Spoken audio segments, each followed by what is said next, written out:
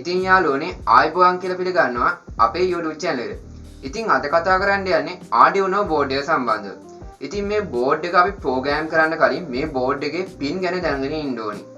ඉතින් මේ pin වර්ග මොනවද? ඉතින් මේ board එකට power දෙන්නේ කොහොමද? මේ board එකේ තියෙන IC එක මොකද්ද? මේ හැම දෙයක්ම අපි මේ වීඩියෝ එකෙන් කතා කරනවා. එහෙනම් වැඩි කතා නැතුව අපි යම් වීඩියෝ එකට.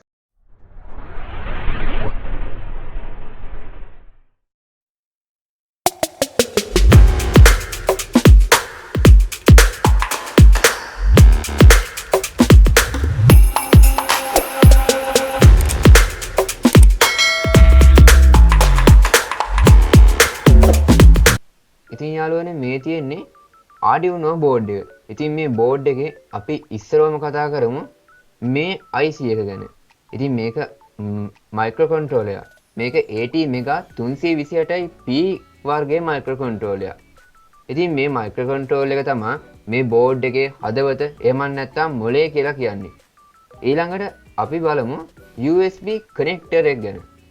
ඉතින් මේ USB connector එකෙන් power දෙන්න පුළුවන්. ඒ වගේම තමයි මේ USB connector එක විශේෂයෙන් අපි භාවිත කරන්නේ කම්පියුටර් එකට කනෙක්ට් කරලා මේ බෝඩ් එකට කෝඩ් අප්ලෝඩ් කරන්න. ඉතින් මේ තියෙන්නේ මේ USB කේබල් එක. මේ කේබල් එක හරහා තමයි අපි මේ බෝඩ් එක කම්පියුටර් එකට කනෙක්ට් කරන්නේ. ඉතින් මේ බෝඩ් එක කම්පියුටර් එකට කනෙක්ට් කරාට පස්සේ අපි මේ software එක හරහා මේ බෝඩ් එකට කෝඩ් අප්ලෝඩ් කරනවා. ඉතින් මේ software එකේ තමයි අපි කෝඩ් ලියන්නේ. ඉතින් මේ software ගැන අපි ඉස්සරහට වීඩියෝ එකකින් කතා කරනවා. ඉතින් මෙතනින් තමයි අප්ලෝඩ් කරන්නේ කෝඩ්. අප්ලෝඩ් කරලා ඉතින් මෙතනින් අපිට බලා ගන්න පුළුවන් මේ software එකේ අපි ලියපු කෝඩ් එක හරිද කියලා. හරි නම් අපි මෙතනින් බෝඩ් එකට මේ කෝඩ් එක අප්ලෝඩ් කරනවා.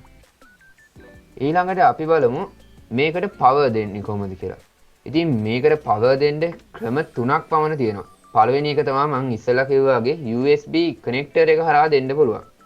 ඊළඟට DC barrel jack එක හරහා පුළුවන්.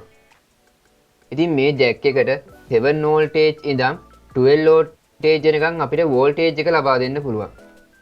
තව ක්‍රමයක් තියෙනවා. ඒක මේ board එකේ තියෙන pin සම්බන්ධව තියෙන එක. ඉතින් මෙතන Vin pin කියලා තියෙන්නේ. මේ pin එකටයි ground pin එකටයි අපි 5 voltage දුන්නාම මේ board එක අපිට on කරගන්න පුළුවන්. ඉතින් ඊළඟට අපි මේ පින් තුන ගැන කතා කරා. ඉතින් ඊළඟට අපි කතා කරමු මේ ඇනලොග් පින් සහ ඩිජිටල් පින් ගැන. ඉතින් මේ ඩිජිටල් පින් ගත්තාම මේ ඩිජිටල් පින් තියෙනවා 14ක්. ඒ කියන්නේ බිංදුවේ ඉඳන් ගත්තොත් 13ක්. සම්පූර්ණම තියෙනවා 14ක්. ඒ වගේම ඇනලොග් පින් තියෙනවා 6ක්. බිංදුවේ ඉඳන් ගත්තොත් 5ක් තියෙනවා. ඉතින් මේ ඩිජිටල් පින් අතරේ PWM පින් කියලා වර්ගයක් තියෙනවා. ඉතින් මොකද්ද මේ PWM පින් කියන්නේ? ඉතින් මේ සලකුණ තියෙන්නේ ඒ PWM පින් වල. ඉතින් මේ පින් හරහා අපිට පුළුවන් මෝටරයක් කන්ට්‍රෝල් කරන එකක් වගේ කරන්න. ඊළඟට ආයේ LED බල්බ් එකක් අඩු වැඩි කරන්න පුළුවන්. ඊළඟට අපි බලමු මේ බෝඩ් එකට අප්ලෝඩ් කරපු කෝඩ් එක දැන් අපිට අනවශ්‍යයි. දැන් මේ කෝඩ් එක අපි ඉවත් කර ගන්න ඕනේ. ඒකට මේ බෝඩ් එක රීසෙට් කරන්න ඕනේ. ඉතින් මේ බෝඩ් එක රීසෙට් කරන්න ක්‍රම දෙකක් තියෙනවා. පළවෙනි එක තමයි මේ බෝඩ් එකේ තියෙන බටන් එක ඔබාගෙන ඉඳලා අපිට රීසෙට් කරන්න පුළුවන්. අනිත් රීසෙට් කරන ක්‍රමය තමයි මෙතන power කියලා සෙක්ෂන් එකේ අපිට ground එකයි රීසෙට් කියන එකයි අපිට ෂෝට් කරලා එහෙම නැත්නම් බටන් එකක් කරා මේ සර්කිට් එකේ විදිහට හදාගෙන අපිට පුළුවන් මේ බෝඩ් එක රීසෙට් කරන්න. ඉතින් අපි ඊළඟට කතා කරමු මේ serial circuit program pin ගැන. ඉතින් මේ pin වලින් මොකද්ද කරන්නේ? ඉතින් මේ පින් වලින් අපිට පුළුවන් වෙනත් Arduino board එකක් program කරන්න. ඒ වගේම වෙනත් IC එකක් program කරන්න අපිට පුළුවන්. ඉතින් මේකේ විශේෂත්වය තමයි දැන් අපි අලුතෙන් නිර්මාණයක් කරනවා කියලා හිතන්නකෝ. ඉතින් මේ Arduino සම්බන්ධව තමයි අපි මේ නිර්මාණය කරන්නේ. ඉතින් ඒකට Arduino board එකක්ම ගන්න අවශ්‍ය නැහැ. අපි මේ board එක හරහා program කරලා මේ IC එක විතරක් අපිට අරගෙන ඒකට අදාළ සර්කිට් එකක් හදාගන්න පුළුවන්. එතකොට අපිට නිර්මාණයට යන කොස්ට් එක අඩු කරගන්න පුළුවන්.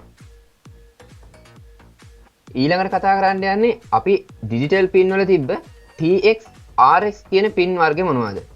ඉතින් මේ පින් වලින් තමයි අපි මේකෙන් data යවන්නේ වගේම data ලබා ගන්න. ඉතින් මේ TX කියන්නේ මේ ට්‍රාන්ස්ෆර් සහ රිසීවර් කියන දෙක. ඉතින් මේ TX RX පින් වල තමයි මේ Wi-Fi මොඩල් එක ඒ වගේම Bluetooth මොඩල් එක කනෙක්ට් කරන්නේ. ඉතින් මේ Wi-Fi මොඩල් එක පිළිබඳව අපි වෙනම ප්‍රොජෙක්ට් එකක් ඉස්සරහ කරනවා. ඒ ප්‍රොජෙක්ට් එක ඔයාලට හුඟක් වැදගත් වෙයි. ඉතින් මේ ප්‍රොජෙක්ට් එක ගැන දැනගන්න අපේ YouTube channel එක subscribe කරලා තියාගන්න. ඉතින් ඔය ටික තමයි මේ බෝඩ් එක පිළිබඳව අපිට. ඉතින් අපි ඊළඟට කතා කරමු මේ Arduino IDE කියන software එක කොහොමද භාවිතා කරන්න කියලා. ඉතින් මේ බෝඩ් එක පිළිබඳව ඔයාලා විස්තරයක් දැනගත්ත කියලා මම හිතනවා. එහෙනම් මේ බෝඩ් එක කෝඩ් කරන්නේ කොහොමද කියලා අපි ඊළඟ වීඩියෝ එකෙන් කතා කරමු. ඒ වගේම Arduino IDE software එක භාවිතා කරන විදිය මේ හැම එකක්ම අපි ඊළඟ වීඩියෝ එකෙන් කතා කරනවා. එහෙනම් අපිව subscribe කරලා මේ වීඩියෝ එකට like කරලා පල්ලෙහා තියෙන comment box එකේ මේකේ තියෙන අඩුපාඩු මොනවද මේ ඉතින් ඊළඟට ඔයාලට ඕනි ප්‍රොජෙක්ට් වර්ග මොනවද මේ හැම එකක්ම පල්ලෙහා comment එකක් විතර දාන්න. එහෙනම් හැමෝටම සුබ දවසක්.